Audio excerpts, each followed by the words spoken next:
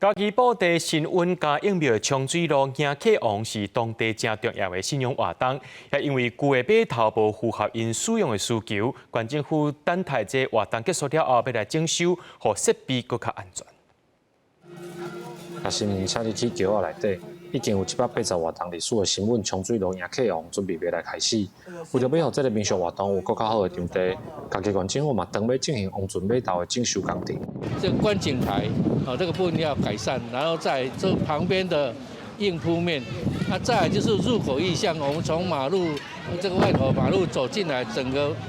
这个马路的空间我们是要旁边要植栽。安全问题设施嘛最重要，因为迄桥旧咱大摆起来人起来不一样，所以就是要改善。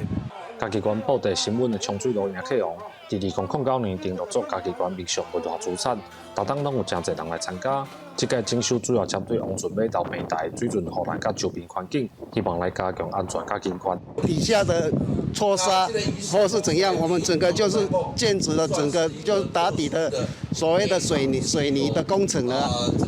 一些我们下去或是上来都会比较安全。县政府表示，今年冲水路迎客王的活动，暗算伫4月第7举办，有配合防疫缩小规模，改善工程会伫活动结束了后来开始，工期大约是4个月，暗算要伫今年11月完工。记者林慧婷，家己报道。